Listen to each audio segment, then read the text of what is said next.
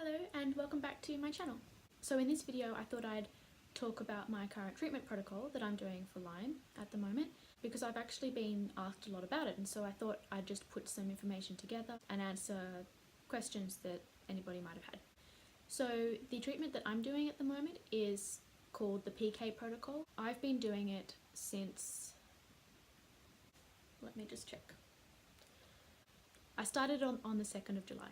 So I've been going for 4 months now, and basically it's made up of a series of IV treatments, intravenous treatments, of nutrients such as phosphatidylcholine, phenylbutyrate and glutathione, as well as incorporating oral supplements that are tailored to the individual's needs, as well as dietary changes and other things such as colonics or whatever.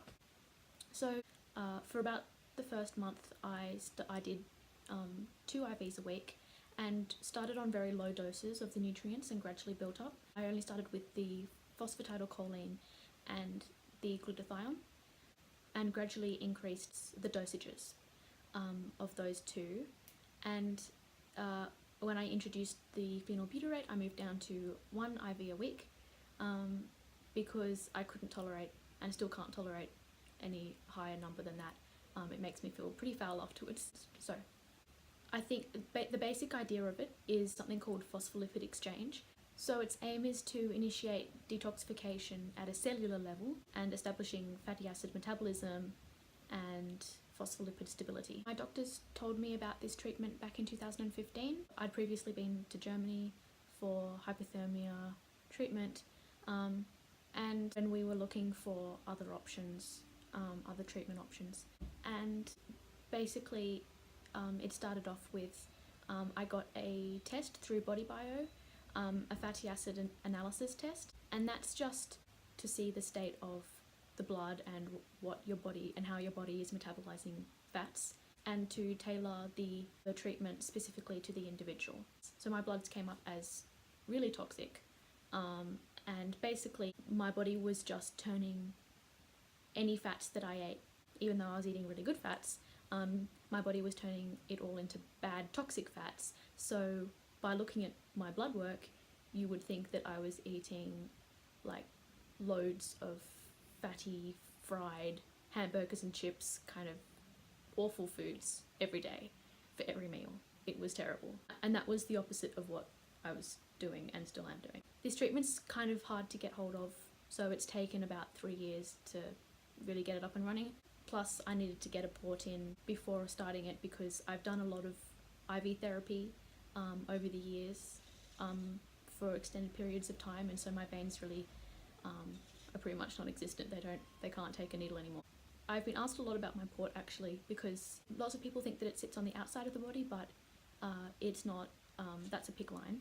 What the port actually does is it sits under the skin so that it's like a portal to a vein that's already there, so I don't have to be prodded about 1,000 times before getting a needle into a vein. It's just already sitting in there, but the needle does have to go through the skin, and there's just a line that goes from the port through the vein and into the superior vena cava of the heart.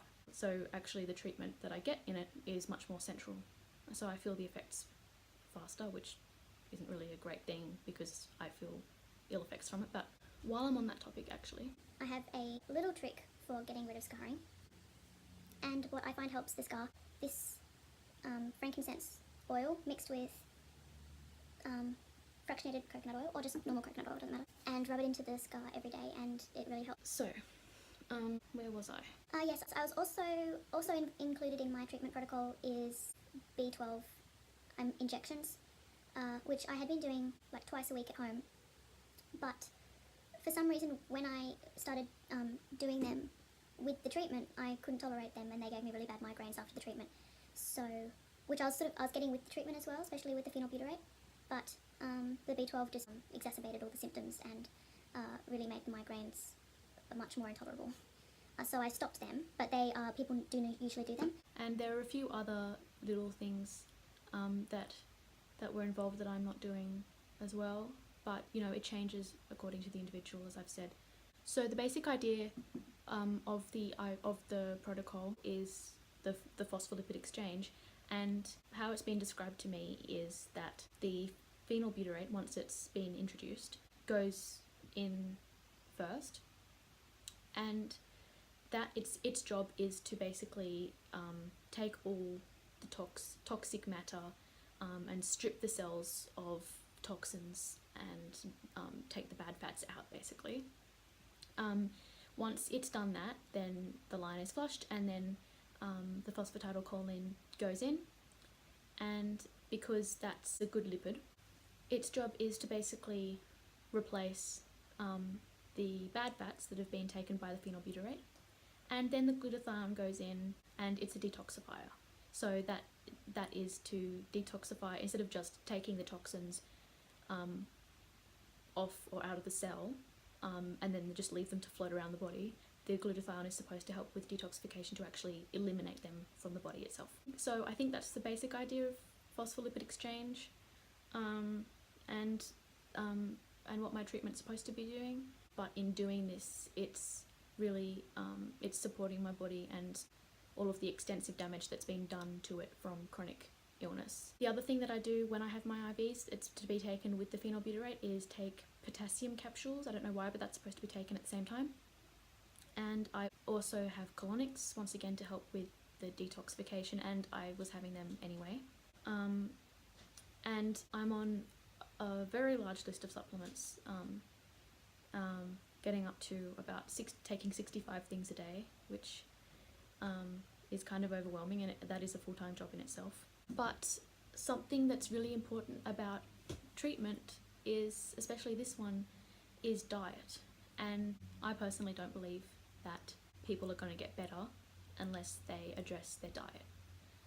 So Patricia Kane talks about a high-fat, low-carbohydrate diet. I've tried the keto diet, and that didn't really work for me. I just felt like I have a really sluggish liver, and some people, like a lot of people, it works really well for.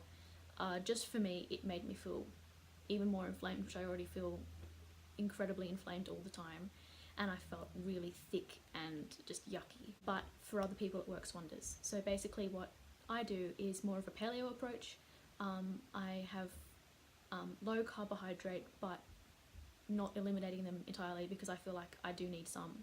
And I don't eat grains or sugar. I think sugar is a really important one, especially for inflammation, and dairy. And there are other things like soy and legumes that I avoid. Just give me 1 second, my cat is trying to get through the door. This is Casper. Gaspy, say hi. Good boy. Right, what was I saying? Yes, with diet, also part of my treatment is to have what my doctor calls a power shake, and basically it is a milk like coconut or almond milk with liquid phosphatidylcholine and electrolytes and a balanced oil, which is a ratio of 4:1 sunflower or safflower seed oil to flaxseed oil. And I think that's it, unless there's something I've missed. But so the ratio of 4:1 is omega-6 to omega-3. And so the whole thing of avoiding carbohydrate, it's not to do with being afraid of carbs. It's just to help with getting rid of the toxins and toxic fats that that have accumulated in the body because of chronic illness and the stress that's put on the body because of that, and oxidation. And because cells are basically made up of fat, then the high fat content of the diet is recommended for this protocol. So I might do a separate video on my diet, but the aim of my diet has always been to help with my treatment and to make sure that I'm not feeding any bacteria that can be fed by foods like sugar. And actually something else that I'm asked a lot is the duration of the treatment. I think it's different according to the individual. I believe that there are about 26 IV treatments that make up one round of the protocol, and you can do more than one round if you need to.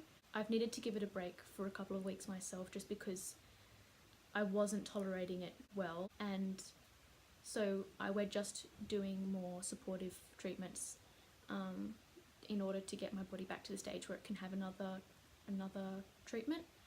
I know how it affects people is different for everybody. I've heard of people who have had phosphatidylcholine IVs, and afterwards they just have all this energy and they feel great. I've had lots of phosphatidylcholine on its own in the past through IVs, and I've never noticed anything like that. I wish I could say that I had, but I always just feel exhausted after any sort of IV treatment. I definitely feel much worse on the day of the treatment, and especially during and just after. At first I was getting really intense migraines that were just unbearable, and now I still get that effect, but it's not quite as severe. I think the main thing is that I get I feel really dizzy, I feel nauseous. After the treatment I just need to go home and sleep. I can't do anything else. And I just feel weak and like shaky. And especially I noticed with the phenylbutyrate, actually, it really increased my pain, which I kind of want to think of as a good thing, because it means it's doing something, and hopefully it's getting into areas where there's bacteria and sort of getting it out. I don't know, but it's not very nice to go through, but if it gets a good result in the end, then I'll go through anything. I never expect a treatment to not have any sort of side effects. I have heard good results with this treatment to do with helping people's foggy head and concentration issues. I was really looking forward to that because I've heard of a case of somebody after her 17th IV, I think it was. She said she got her head back and it was amazing. She could concentrate, she could think clearly, and it wasn't foggy anymore. And that's really, I shouldn't say this, but I can't imagine that. I can't imagine having a clear head. I can't imagine what it feels like to not feel like I'm constantly living in a dream all the time. And actually it would be amazing. I have this huge pile of books I'd love to be able to actually read and to actually do the stuff that I was once able to do. I try and project that, being able to do that, but the truth is it's been such a long time since I've been able to do any of that stuff that I find it really hard to imagine, but I'm really hoping that this treatment will help me get there. And something else that's really increased as a result of this is vertigo and tinnitus, which I'm not going to think anything of it, just observations really. It's just interesting what different treatments bring out. Actually, something I didn't mention is I do acupuncture and chiropractic, and I've just started doing osteopathic work because I have lots of bad head symptoms, and I'm doing that. I'm actually started doing the osteopathic work to help with getting me to tolerate the treatment better, so that it's not so painful afterwards. And also kinesiology, and those are just supportive treatments to help support my body as it's going through this. I can't remember if there was anything else I was going to mention. Yeah, I think that's pretty much it. So I hope that's helpful. I have heard people have good results from it. And I'll do an update, but this stuff, nothing happens overnight. This stuff takes a while. So I hope this is helpful for anybody who might be thinking of doing it, or for anybody who's asked me questions about my treatment just because out of interest. And I will see you in my next video. Thanks for watching. Did you like that video? No? It put you to sleep? Okay. Thanks for the